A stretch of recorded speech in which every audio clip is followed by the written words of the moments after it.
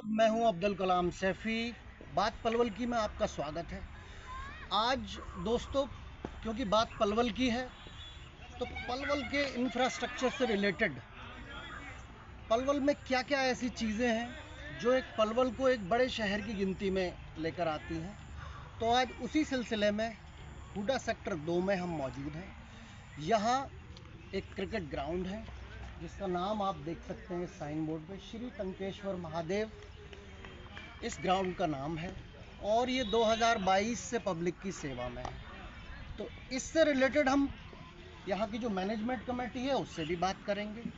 तो दोस्तों, सबसे पहले इसे हम मैनेजमेंट कमेटी से बात करने से पहले थोड़ा सा बैकग्राउंड देते हैं इसका कि क्या बैकग्राउंड है, ये क्या फैसिलिटी है और क्या इसमें चलता है। दोस्तों, इसमें भविष्य भी हमारा तैयार होता है, युवाओं को ट्रेनिंग भी दी जाती है और साथ साथ स्पोर्ट्स खेल जो एक आम आदमी की ज़िंदगी का एक ऐसा हिस्सा है जिसके बिना, जैसे खाने के बिना जीवन नहीं जिया जा सकता, उसी तरह से स्पोर्ट्स और खेल भी एक शरीर का और जीवन का एक अभिन्न अंग है जिससे आदमी फिट फोर रहता है। तो इसी सिलसिले में हम यहाँ की मैनेजमेंट कमेटी से बात करेंगे। हमारे साथ मौजूद हैं देवेंद्र शर्मा जी जो मैनेजमेंट कमेटी के सदस्य हैं, हमारे साथ देवन जी हैं और हमारे साथ ये भाई हैं, क्या नाम है सर आपका? समरजीत सिंह जी हैं। तो ये मैनेजमेंट, सबसे पहले सर आप सभी का बात पलवल की में स्वागत है।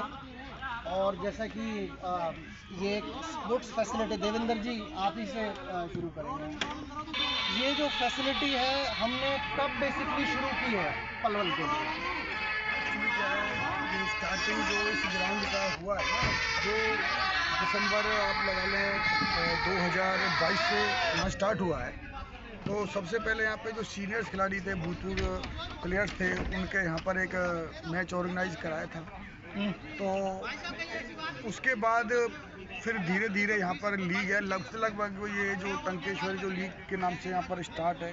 तो यहाँ पर एक कॉर्पोरेट लीग के तौर पे क्रिकेट स्टार्ट की गई है और यहाँ पर क्या है कि 30 साल से उम्र के खिलाड़ियों को ही ज़्यादातर खेलने की परमिशन मिलती है। बाकी कुछ जूनियर्स खिलाड़ी, अगर कोई क्रिकेटर या प्रेजेंट में लीग में खेल रहे हैं तो उनके बच्चों को यहाँ पर परमिशन दी जा रही है। और लगभग 2022 के बाद ये टंकेश्वर के अंदर ये 5वीं लीग है, या तो 4 लीग कंप्लीट हो चुकी हैं और अभी पिछले 2 हफ्ते पहले से लगभग ये 5वीं लीग स्टार्ट है।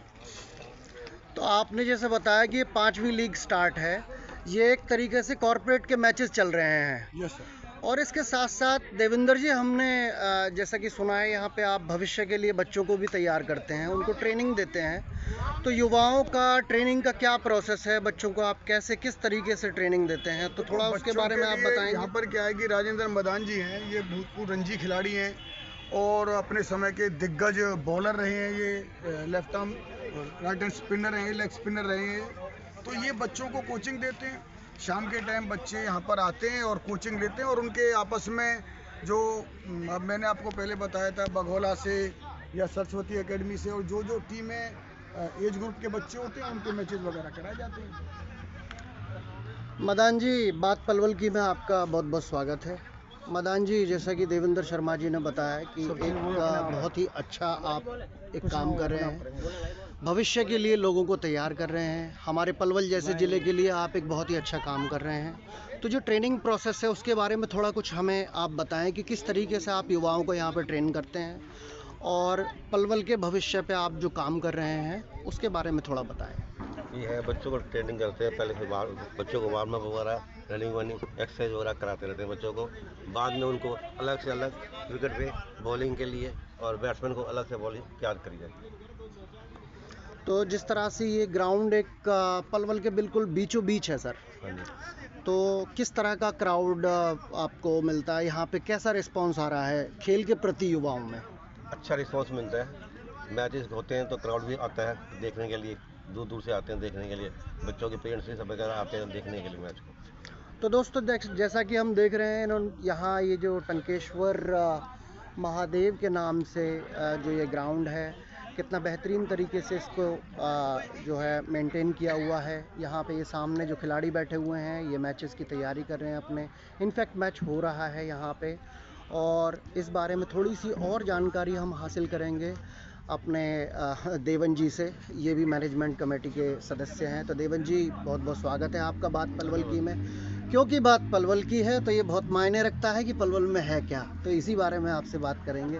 देवेंद्र जी, थोड़ा बहुत कुछ हमें इसके बारे में बताएं कि ये ग्राउंड बेसिकली आप किस तरह से इसको मेंटेन कर रहे हैं, क्या आपकी आशाएं हैं, पलवल को आप एक क्या भविष्य के रूप में इस ग्राउंड से क्या आप उम्मीद कर रहे हैं?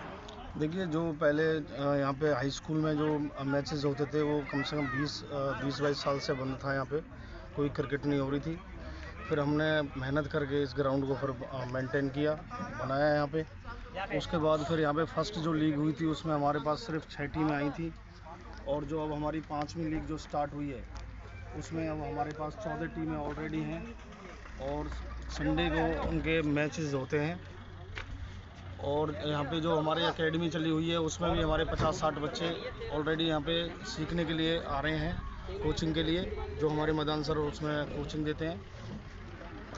तो देवन जी, अभी अगर जो हम ट्रेनिंग की बात करें तो लगभग कितने बच्चे हमारे पास होंगे यहाँ ट्रेनिंग के लिए? 60-70 बच्चे हैं हमारे पास। 60 से 70। सुबह की क्या टाइमिंग होती है, शाम की क्या टाइमिंग होती है? शाम को ही टाइमिंग है, 3 से 6 बजे की है हमारे यहाँ पे, जो कोचिंग बच्चों को दी जाती है। अरे दे दे ट्रॉफी भाई। ठीक है। और इसके अलावा किसी तरह की यहाँ पे आपको परेशानी, कोई जैसा कि प्रशासनिक तौर पर कोई परेशानी किसी भी तरह की? यहाँ पे कोई ऐसी परेशानी नहीं है, प्रशासनिक रूप से किसी तरीके की। जैसा कि दोस्तों हम ये देख रहे हैं कि ये ग्राउंड जो है पलवल के बिल्कुल बीचों बीच में है, और जिस तरह से ये ग्राउंड भविष्य के लिए पलवल के लिए तैयार किया जा रहा है, आने वाली पीढ़ियों के लिए एक ये सोना चांदी की तरह साबित होगा।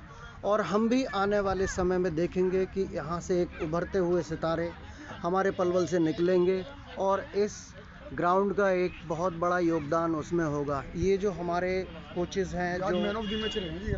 अच्छा, नितिन कौशिक। क्या नाम है सर आपका? नितिन कौशिक। आजा इधर, आजा नितिन। आजा बेटा, आजा। आइए सर। आज के मैन ऑफ द मैच रहे हैं। बहुत बढ़िया नितिन जी, बहुत बहुत स्वागत है आपका बात पलवल की में। तो जो आज का जो मैच हुआ है उसके ये मैन ऑफ द मैच रहे हैं, बहुत बहुत मुबारक आपको।